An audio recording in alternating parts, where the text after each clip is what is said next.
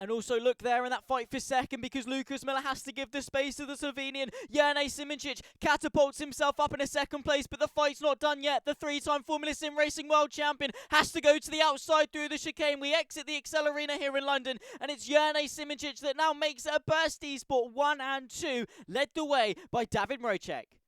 On the outside now, Karuna's got a compromise run. Marty going to try and look to go to the inside instead, going to commit to the long way round. Karuna going to send one to the inside of the veil. They're going to be 3 wide on the exit. Marty going to go for the under and over. Is he going to get both of them in one corner? Yes, he is. And we said he had to capitalize. He certainly has, Cam. To the inside he goes on much fresher tyres versus Thomas Frack as well. Oh my word, drifting his way through turn 2. That is impressive. Still on the exit. That could compromise his run. Here comes Frack now to the left-hand side, rubbing and racing for the podium place with only 3 laps to go. The RSR driver, the 47, darts to the inside of turn 3, but he's not quite managed to make it work. Here comes Lalu and Denahan as well, particularly pushing the Mercedes through. Has Harry Wills got it to hang on to? He's going to go defensive anyway. Inside, outside, which way's the Lamborghini going to go? He's late on the brakes, and now Callum Beeman, his final chance of the race lead. He's going to send the move. Harry Wills gives him the space. Now who can put their foot to the floor first? Callum Beeman, Harry Wills can run to the line. Who's going to see the checkered first? It's going to go to Wills, who takes victory here for race number 2 of the IMB WSL GT3 EU Championship.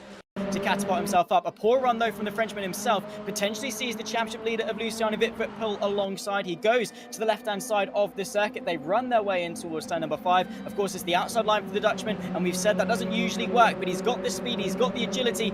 Now he's got to do it all over again as they run their way through turn 6. He is, but he's going to be straight back on the offensive, late breaking into the chicane. Already trying to pick his way back through, up in a third seat. Sam Smith, a little bit sideways, a little bit squirrely. That could promote Luca Becker and maybe even Steenberg into the mix also.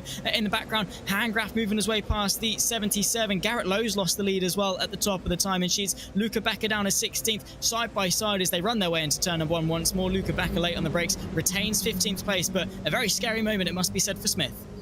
Is going to take one step closer to securing their place in the SimGrid VCO Grand Finals. We wait for the green light to show, we wait for the green flag to wave, and we wait for Medazov to put his foot down to the floor and send us underway for 3 hours of racing action. Already darting to the right-hand side of the circuit to take the race line into turn number 1. Side by side as Matteo De Campo in the green Lamborghini tries to find his way up in a second. Side by side in the background as well as Chalukin in that 13, very vibrant pink McLaren 720S tries to find his way to the outside of turn 1. Now into 2, gets covered off by the equally pink Lamborghini side by side, and now we've got the 2 championship leaders side by side. Yeah.